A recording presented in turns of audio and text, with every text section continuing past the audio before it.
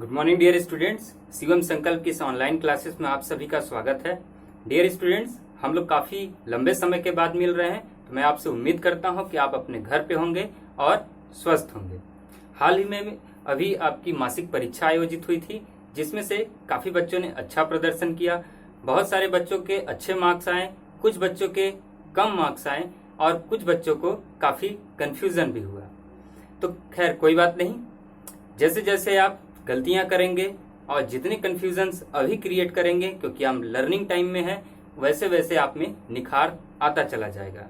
ठीक, तो हमें उन सारी बातों को नहीं सोचना है कि किसी बच्चे का 2 मार्क्स अधिक आ गया या फिर किसी बच्चे का 2 मार्क्स आपसे कम आ गया, बल्कि आपको क्या करना है कि आपको पूरी एनर्जी के साथ आगे की ओर बढ़ना है और आगे की पढ़ाई को आपको जारी रखना है।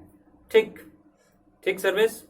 तो आज हम एक नया चैप्टर स्टार्ट करने जा रहे हैं, और जो क्या है, अध्याय 4। अभी तक हम लोगों ने 3 अध्याय कंप्लीट कर चुके हैं।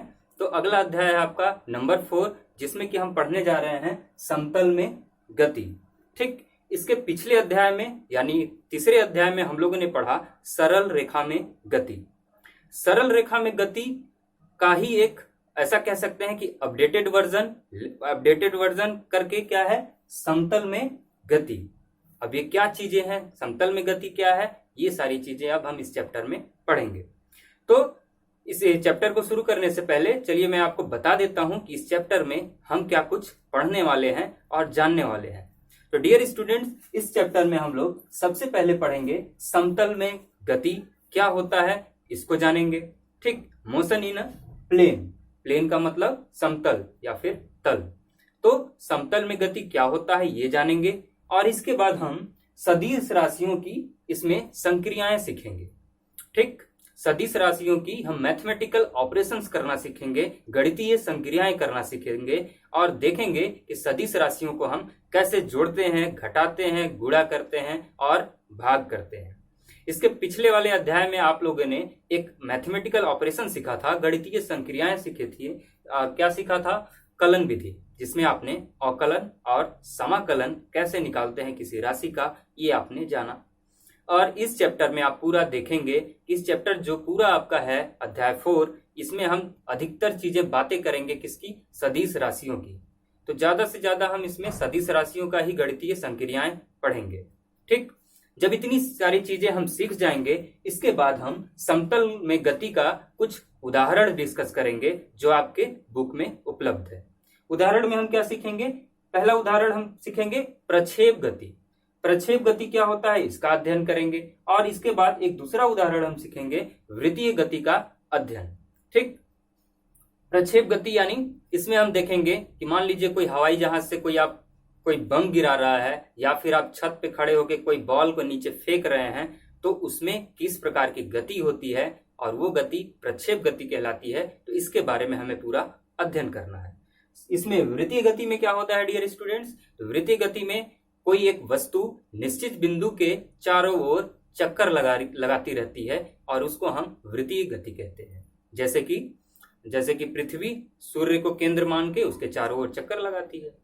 ठीक, तो चलिए अब हम इस चैप्टर को शुरुआत करते हैं, और सबसे पहला बिंदु हम लेते हैं समतल में गति, और उसको जानते हैं, समझने की कोशिश करेंगे कि समतल में गति क्या होता है। राइट,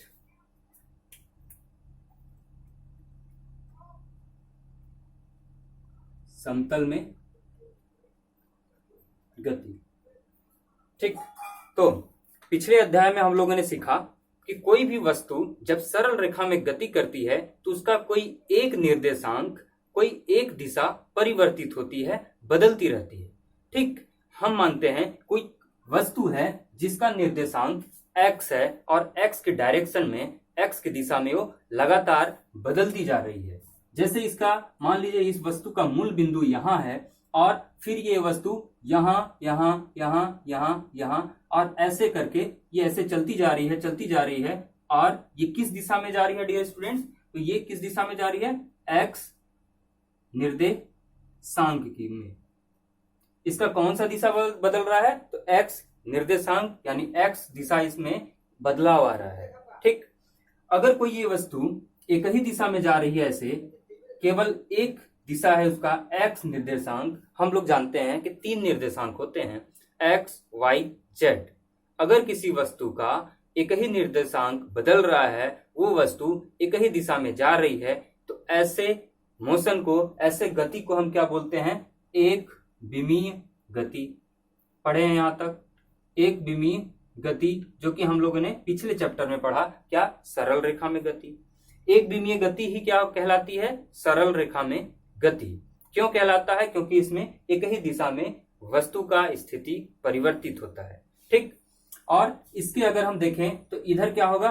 वाई डायरेक्शन होगा ना, इधर वाई डायरेक्शन होगा, और इधर क्या होगा? जेड डायरेक्शन होगा।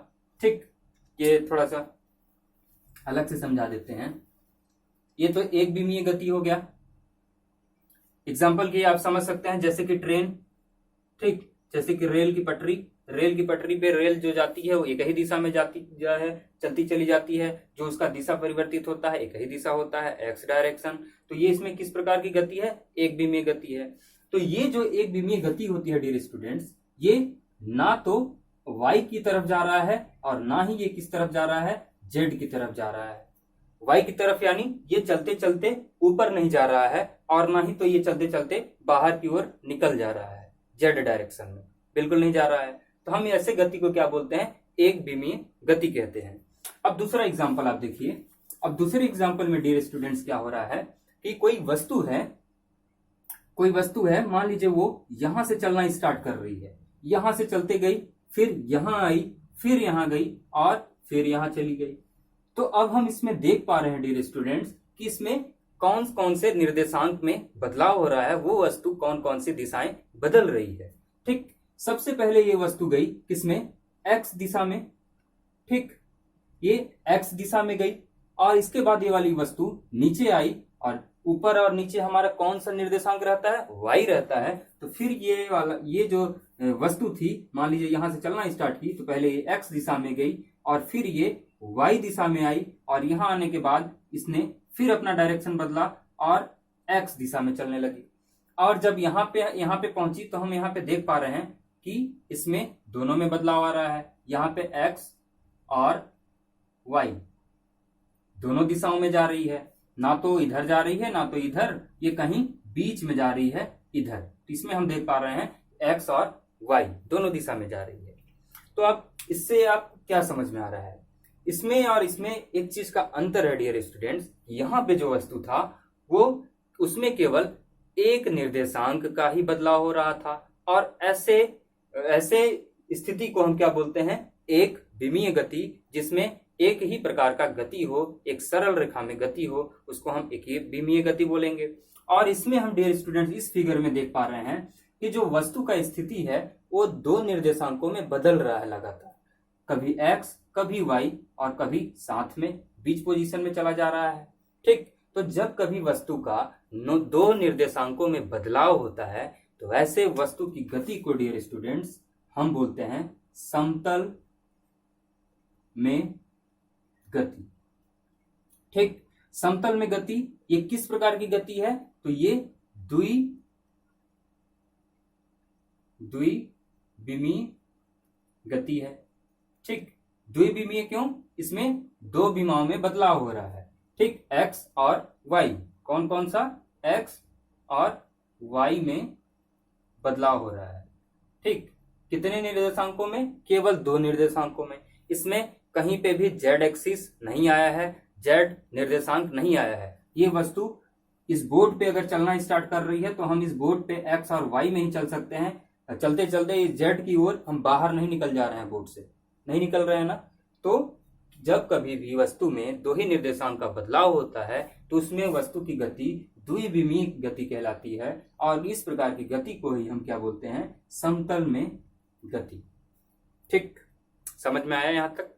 तो आप नोट करके लिख सकते हैं कि जब हम बात करते हैं वन डायमेंशन की, वन डायमेंशन इन मोशन, मतलब एक विमीय गति की जब बात करते हैं, डी फॉर डायमेंशन, और डायमेंशन को ही हिंदी में हम बीमा बोलते हैं। ठीक, तो जब मोशन इन वन डायमेंशन की बात करते हैं, एक विमीय गति की बात करते हैं, तो ये गति डियर स्टूडेंट्स ये एक रेखा में होता है, सरल रेखा में होता है।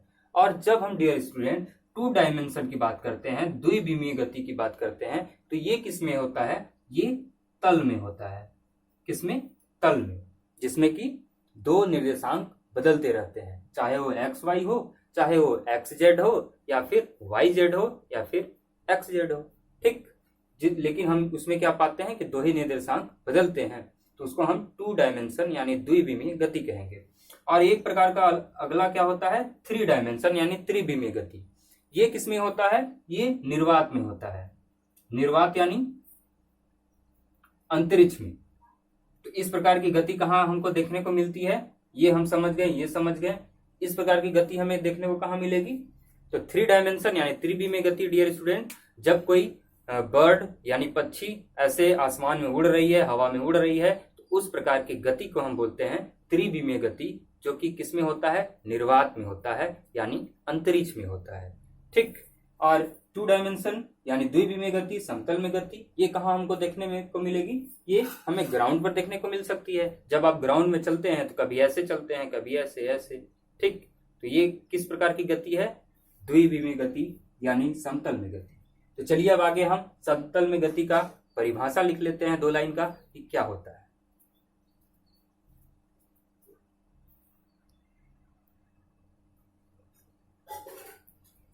डियर स्टूडेंट्स, आप ये 2 लाइन की परिभाषा याद कर लेंगे कि समतल में गति हम किसको कहेंगे। यदि किसी वस्तु दो बल प्रभावी हो, या यदि किसी वस्तु पर, यहाँ पे पर लिख लीजिएगा, यदि किसी वस्तु पर 2 बल प्रभावी हो तथा उसके पथ तल पर प्रदर्शित किया जा सकता है, तो ऐसे गति को हम समतल में गति कहते हैं। ठीक, 2 बल प्रभावी हो मतलब 2 दिशाएं। ठीक, आप बल भी लिख सकते हैं या फिर दिशा भी लिख सकते हैं, कोई दिक्कत नहीं है। जो 2 दिशाओं में अगर प्रभावी हो रहा है और उसके पथ यानी जितनी वस्तु वो दूरी तय कर रही है, उसके पथ को यदि हम तल पर प्रदर्शित कर सकते हैं, तो ऐसे गति को हम क्या कहते हैं? समतल में गति कहते हैं। ठीक, अब सवाल ये उठता है कि तल को हम पहचानेंगे कैसे? जब कोई वस्तु चल रहा है तो हम कैसे जानेंगे वो किस तल पे चल रहा है? तो इसको जानने के लिए हमें क्या पढ़ना पड़ेगा? तल का नामकरण। ठीक, हमें तल का नामकरण आना चाहिए, तभी हम बता सकते हैं कि कोई भी वस्तु किस तल पे चल रहा है, वरना हम नहीं बता सकते हैं। ठीक, तो अगली आप हेडिंग डालिएगा कि तल का नामकरण। इसमें कुछ लिखना नहीं है, बस समझना है इसको। तल का नामकरण, इसमें हमें अगर किसी भी तल का नामकरण सीखना है, बताना है, तो उसके लिए हमें पहले क्या आना चाहिए? निर्देशांक आने चाहिए। निर्देशांक यानी हम जानते हैं कि हमारे पास 3 प्रकार के निर्देशांक होती हैं, एक्स, वाई और जेड। अगर हम उनको ड्रॉ करें तो कैसे दिखते हैं? तो हम देखे हैं कि यहाँ पे अगर मान लीजिए यहाँ पे कोई ओरिजिन है यानी मूल बिंदु है। ठीक, तो इधर की ओर एक्स पॉजिटिव और इधर निगेटिव आता है माइनस, और यहां से फिर क्या बनता है? ये वाई बनेगा, इधर पॉजिटिव और इधर निगेटिव। ठीक, और ये एक्स हुआ, और इसके ऊपर ये बोर्ड को आप समझिए, इसके ऊपर ये क्या है? वाई है। और जब हम बाहर की ओर आते हैं निर्वात में, तो वो क्या कहलाता है? जेड एक्सिस यानी जेड अक्ष। यहां से हम एक और निर्देशांक को लाएंगे, क्या? जेड। ठीक, इस प्रकार से हमारे 3 निर्देशांक हो गए। ठीक, कौन कौन से? X, Y, z. तो डियर स्टूडेंट्स, जब हम आपसे बात करते हैं एक्स, वाई, जेड की, अगर मैं आपको इस फिगर में देख के आपसे पूछूं कि ए एक्स, वाई और जेड है क्या, तो क्या है ये? Dear student, X, Y, Z एक लाइन है। ठीक, X, Y, Z is a line. So यहाँ पे आप लिख सकते हैं एक्स, वाई, जेड क्या है? एक रेखा है। ठीक, अब जैसे ही हम अपने लैंग्वेज को थोड़ा सा बदलते हैं, और बदल के हमने क्या कहा कि ये एक्स और वाई, या फिर जेड और एक्स, जेड और एक्स, या फिर वाई और जेड, वाई और जेड। यहां पे अलग अलग था, एक्स अलग था, वाई अलग था, जेड अलग था, तीनों अलग अलग निर्देशांक थे। तो उनको हमने क्या बोला कि ये एक रेखा है। लेकिन जैसे ही हम दो दो की बात करने लगे, पेयर बनाने लगे, एक्स वाई, जेड एक्स और वाई जेड, तीन ही पेयर बन सकते हैं इसमें, तो हमने तीन जोड़ा इसमें बना लिया। तो एक्स, ये सारी चीजें क्या है डियर स्टूडेंट्स, इनको हम बोलते हैं तल। इनको क्या बोलेंगे हम, तल या फिर समतल। ठीक, आप तल भी बोल सकते हैं, समतल भी बोल सकते हैं, ये कई वर्ड है। ठीक, तो अब मैं आपसे पूछता हूं, बताइए मुझे एक्स वाई क्या है, जेड एक्स क्या है और वाई जेड क्या है। तो आप क्या बताएंगे कि ये एक तल का नाम है। ठीक, तो जैसे ही आपसे किसी भी चीज का तल पूछा जाता है तो आपको तुरंत आपके दिमाग में उसकी पिक्चर बननी चाहिए, आपको विजुअलाइज होना चाहिए कि वो किस तल में तल की बात की जा रही है। ठीक, इस ब्लैक बोर्ड की यदि मैं बात करूं, ये जो हम ब्लैक बोर्ड लिख रहे हैं, और इस तल का अगर आपसे पूछा जाए कि ये कौन से तल में है, तो क्या होगा, ये कौन से तल में है, जेड एक्स में है, वाई जेड में है कि एक्स वाई में है। तो जैसा कि आप देख सक रहे हैं कि ये जो हमारा ब्लैक बोर्ड है, ये इधर की ओर है, ये एक्स है, और ऊपर है, ये ऊपर नीचे, ये फिर क्या हुआ, वाई। तो ये किस तल में है, वाई और एक्स, यानी एक्स वाई तल में है ये बोर्ड। ठीक, अभी भी समझ में नहीं आया तो थोड़ा सा और अपने दिमाग पे प्रेशर डालिए। आप जहां पे बैठ के, जिस रूम में बैठ के ये वीडियो देख रहे हैं, आप उस रूम को इमेजिन कीजिए और विजुअलाइज कीजिए। ठीक, जिस रूम में, जैसे कि मेरा रूम जो है, ये जहां से मैं पढ़ा रहा हूं, ये मेरे आगे का जो दीवार है, मेरे सामने का जो दीवार है, या और मेरे जो पीछे का दीवार है, ये किस तल पे है, ये कौन से तल, ये कौन सा तल है, ये हम देख पा रहे हैं कि ये ऊपर जा रहा है और किधर जा रहा है, ऐसे है। ठीक, ये हमारा एक दीवार है, ये हम देख रहे हैं कि वाई एक्सिस में है, और ये हम देख रहे हैं कि किसमें है, एक्स एक्सिस में है। तो हमारे सामने और पीछे का जो दीवार है वो कौन से तल में है, वो एक्स और वाई तल में है। ठीक, सेम इसी टाइप से आप जमीन के सतह को देखिए, ग्राउंड को देखिए, क्या वो एक्स वाई प्लेन में है, नहीं, बिल्कुल नहीं है। वो कौन से प्लेन में है डियर स्टूडेंट्स, आप जब सतह को देखेंगे ग्राउंड के, तो आप देख पा रहे हैं कि आपका जो जमीन है, नीचे का फ्लोर की बात कर रहा हूं मैं, वो ऐसे है, ये हुआ हमारा एक्स एक्सिस यानी एक्स अक्ष, और फिर कैसे ये बाहर की ओर ऐसे निकल रहा है, ऊपर नहीं जा रहा है। ऊपर जाता तो हम वाई बोलते हैं, एक्स वाई, लेकिन ये किधर जा रहा है, इधर की ओर ऐसे निकल रहा है। ठीक, तो ये कौन सा तल हुआ, ये एक्स जेड तल हुआ।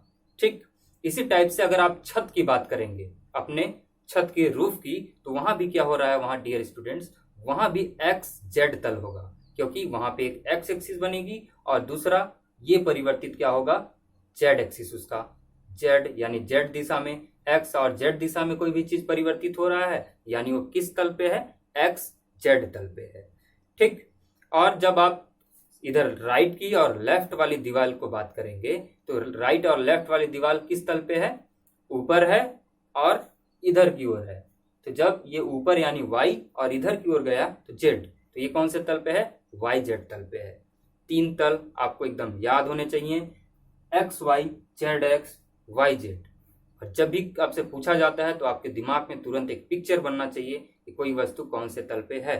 अभी भी नहीं समझ में आया तो मैं एक डायग्राम से आपको समझा रहा हूं, आप समझिए, इसको बहुत जरूरी है। ये यहां पे मैं एक दीवार बनाने की कोशिश कर रहा हूं, यानी घन क्यूब, ऐसा ऐसे ही बनता है ना, ऐसे। ठीक, और ये इसका पीछे का हिस्सा। ठीक, अब देखिए यहाँ पे, अब यहाँ पे आपको बताना है कि ये कौन से तल में है। ठीक, ये जो डॉटेड वाली लाइन है, ये पीछे के हिस्सा को बता रही है। ठीक,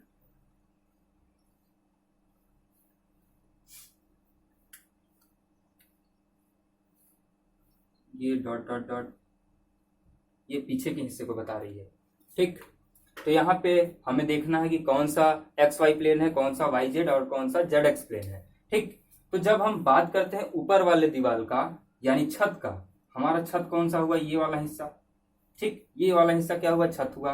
और ये जो नीचे का हिस्सा होगा वो क्या होगा, फ्लोर होगा, हमारा सतह होगा जमीन का।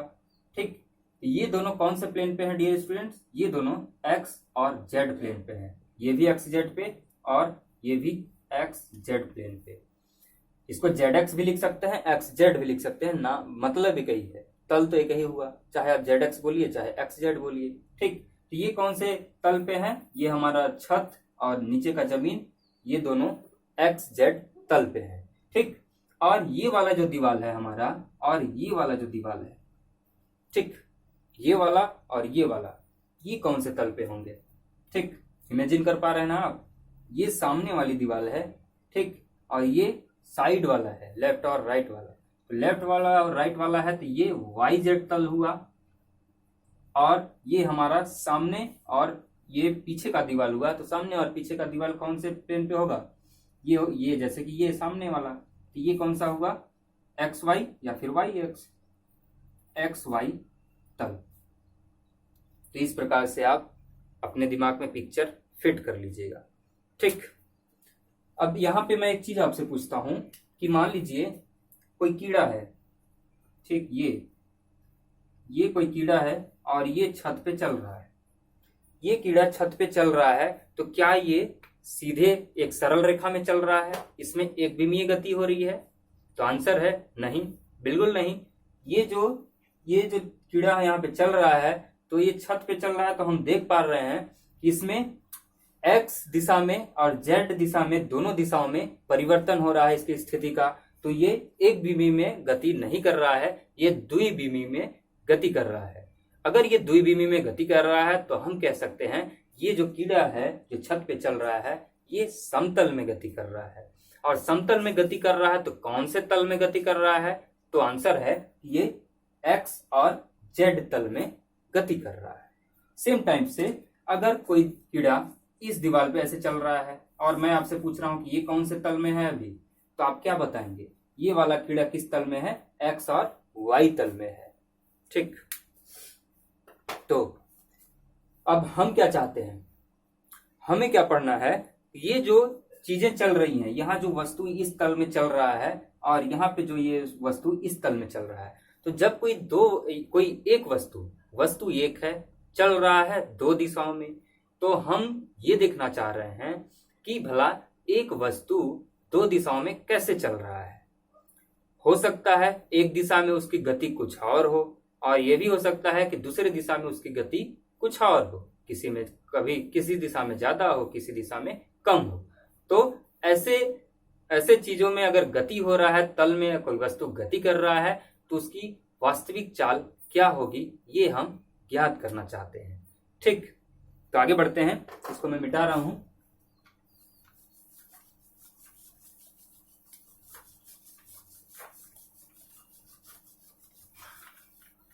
चलिए अब थोड़ा सा समझते हैं पॉइंट वाली बात कि हम पढ़ क्यों रहे हैं ये।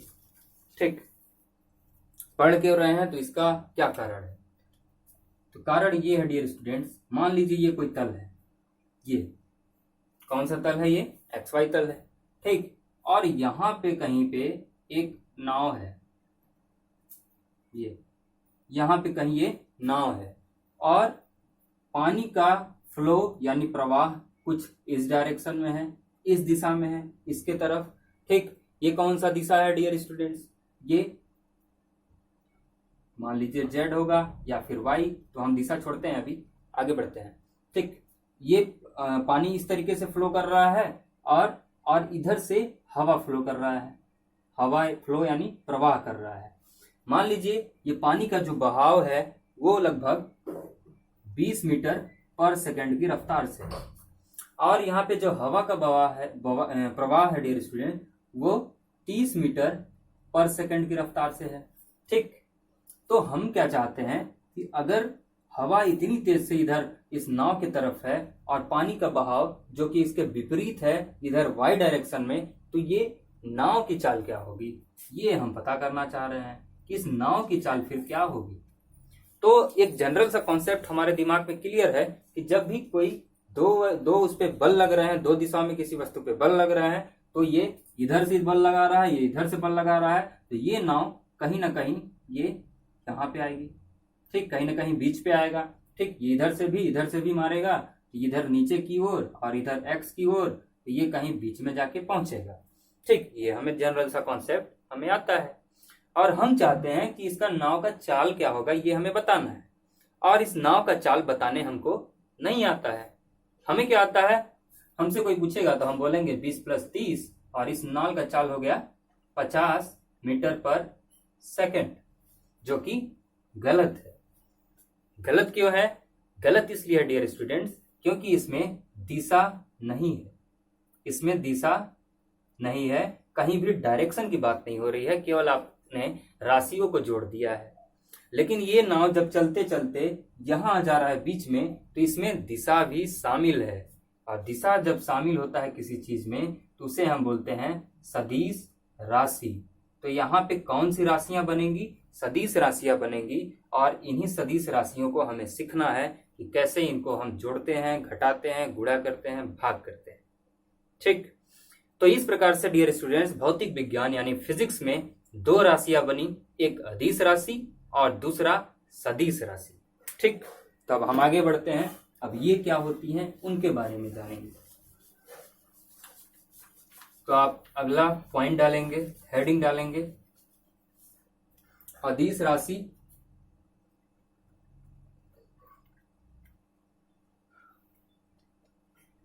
अदिश राशि एवं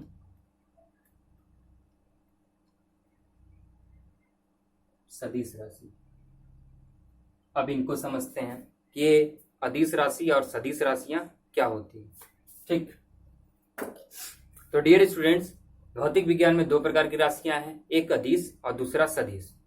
जिस राशि में केवल और केवल परिमाण हो, परिमाण यानी डियर स्टूडेंट्स अंक हो, तो ऐसे राशि को हम अदिश राशि कहते हैं। और ऐसे राशियों में दिशा नहीं होती है। और जिन राशियों में डियर स्टूडेंट्स दिशा होती है और दिशा के साथ साथ परिमाण भी होता है, यानी परिमाण प्लस दिशा दोनों होगा, तो ऐसे राशियों को हम सदिश राशि कहते हैं। ठीक, अब अदिश राशि कैसे? अदिश राशि यानी जिसमें केवल परिमाण, यानी जैसे कि मान लीजिए आपके पास दो बॉल है, दो गेंद है, दो गेंद है, दो गेंद आपको और दिया गया तो दो दो मिलके कितना हुआ? 4 हुआ। तो 4 क्या है? एक अंक हुआ, एक संख्या हुआ। तो संख्या में इसमें क्या हमें दिशा चाहिए क्या? कोई डायरेक्शन की जरूरत है कि किस दिशा में 4 हुआ? नहीं ना, तो इसमें दिशा नहीं है, तो ये कैसी राशि हुई? अदिश हुई। एक एग्जांपल और समझिए, मान लीजिए आपके पास 5 केजी आटा है, 5 केजी आटा में 2 केजी आटा आपने और मिला दिया। आटा केजी क्या है? द्रव्यमान हुआ आटे का, ठीक, उसका मास हुआ। तो 5 और 2 आपको जोड़ेंगे तो कितना आएगा? 7 केजी आ जाएगा। तो 7 केजी आ जाएगा, जो क्या हुआ? उसका वास्तविक मान होगा, द्रव्यमान होगा। ठीक, तो ये एक अंकीय मान है। क्या इसमें हमें दिशा की जरूरत है कि कितना, किस दिशा में 7 केजी आया? बिल्कुल नहीं ना। तो ये ऐसी राशियां क्या कहलाएंगी? अदिश राशियां कहलाएंगी। और एक प्रकार की दूसरी राशियां क्या हुई, जिसको हम बोलते हैं सदिश राशि, जिसमें कि हम दिशा और साथ साथ में परिमाण को भी लिखते हैं। जैसे कि मैं आपसे बोलूं कि बाइक ले लीजिए और 40 किलोमीटर, मान लीजिए आपको बभनी जाना था और मैं बोला 40 किलोमीटर चले जाइए बाइक लेके, बभनी आ जाएगा। और जाना था आपको बभनी, 40 किलोमीटर आप गए तो पता चला आप पहुंच गए बैढ़न। ठीक, बैढ़न क्यों पहुंचे? बैढ़न आप इसलिए पहुंचे क्योंकि उसमें केवल हमने परिमाण बताया था, अंक बताया था, ये नहीं बताया था कि आप किस दिशा में जाएंगे। तो दूसरे कंडीशन में हमने क्या कहा कि बाइक ले लीजिए और 40 किलोमीटर ईस्ट दिशा में जाइए, ईस्ट यानी पूर्व दिशा में चले जाइए, तब बभनी आएगा। तो जब आप बोल रहे हैं कि 40 प्लस पूर्व, जिसमें कि ये क्या हुआ? 40 हमारा परिमाण हुआ और पूर्व क्या हुआ? दिशा हुआ। तो जब किसी राशि में परिमाण और दिशा दोनों होती है तो ऐसी राशियों को हम सदिश राशि कहते हैं। और यहाँ पे जब आप बॉलों को गिन रहे थे, जैसे कि ये, तो ये कितना हुआ? 3 हुआ। तो ये 3 क्या है? ये इसमें दिशा है क्या? दिशा नहीं है, ये केवल क्या है? परिमाण है, केवल परिमाण है। जैसे कि 5 केजी प्लस 2 केजी, आंसर है 7 केजी। 7 केजी क्या? एक द्रव्यमान है जो कि केवल परिमाण है, इसमें दिशा नहीं है। तो ऐसे राशि को हम बोलते हैं अदिश राशि। ठीक, समझ में आई बात यहाँ पे? अब आगे देखिए, अब क्या हुआ, एक और एग्जांपल समझिए आप। प्रीति की मम्मी ने प्रीति से कहा कि जाओ 5 केजी शक्कर लेके आओ। अब प्रीति 5 केजी शक्कर लेने जा रही थी तो मम्मी से पूछती है कि बताओ मम्मी किस दिशा में। तो मम्मी बोले कि 5 केजी शक्कर मंगा रहे हैं तो किस दिशा में, ये कैसा सवाल है, हैं? तो अब प्रीति परेशान होगी कि ये क्या चक्कर है, कभी सर बोलते हैं कभी दिशा होता है, कभी बोलते हैं दिशा नहीं होता है। तो डियर स्टूडेंट्स, तो ऐसा है कि फिजिक्स में इसीलिए ये कंफ्यूजन ना हो, इसलिए राशियों को 2 प्रकार से बांटा गया। एक को अदिश राशि कहा गया और दूसरी को सदिश राशि कहा गया। तो अलग अलग बहुत सारी राशियां हैं, तो हम देखेंगे कि कौन सी राशि अदिश कहलाती है और कौन सी राशि सदिश कहलाती है।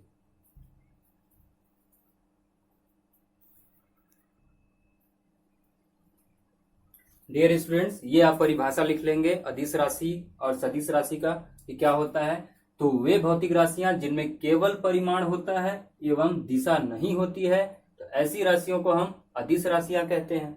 ठीक, उदाहरण के लिए क्या क्या है, जैसे कि समय, दूरी, चाल, द्रव्यमान, धारा, घनत्व, आयतन, कोणीय आवृत्ति, दाब और ऐसे बहुत सारे। ठीक, सदिश राशियां हम किनको कहेंगे, वे भौतिक राशियां जिनमें परिमाण के साथ साथ दिशा भी होती है, ऐसी राशियों को हम सदिश राशियां कहते हैं। और उदाहरण के लिए क्या क्या है, जैसे कि विस्थापन, वेग, स्थिति, त्वरण, बल, संवेग, कोणीय वेग और भार और आदि बहुत सारे ऐसे। ठीक, तो जिन राशियों के साथ दिशा और परिमाण दोनों होता है ऐसी राशियों को हम सदिश कहेंगे, और जिन राशियों के साथ केवल और केवल परिमाण होता है, दिशा नहीं होती है, ऐसी राशियों को हम अदिश राशि कहेंगे। ठीक, अब इसमें एक छोटा सा विवाद है डियर स्टूडेंट्स। अगर आप, विवाद क्या मतलब अपवाद है, अगर आप लिखना चाहें नोट करके तो लिख सकते हैं कि ये जो विद्युत धारा है, कहाँ पे, यहाँ पे हम लिखे थे ना धारा, ये जो विद्युत धारा है इसके पास परिमाण और दिशा दोनों है। परिमाण और दिशा दोनों होने के बावजूद भी ये डियर स्टूडेंट्स ये एक अदिश राशि कहलाता है। ठीक, अदिश राशि कहलाता है, क्यों कहलाता है, तो डियर स्टूडेंट्स इसका आंसर है क्योंकि ये जो विद्युत धारा है ये सदिश योग का नियम का पालन नहीं करता। ठीक, इनको हम जोड़ नहीं सकते सदिश योग के अनुसार। ठीक, इसलिए हम इसको अदिश राशि कहते हैं। अब कैसे नहीं जोड़ सकते हैं, ये सारी चीजें आप जब क्लास 12th में आएंगे तो आपको बताई जाएंगी। ठीक, तो यहाँ पे एक बेसिक डिफरेंस है, अंतर है अदिश राशि और सदिश राशि में, कि अदिश राशियों का जो योग, अंतर, गुणा, भाग है वो हम साधारण गणितीय विधि के द्वारा कर लेते हैं। ठीक, लेकिन जो सदिश राशियां होती हैं उनको हम, उनके योग, अंतर या फिर गुणा, भाग को हम साधारण गणितीय विधि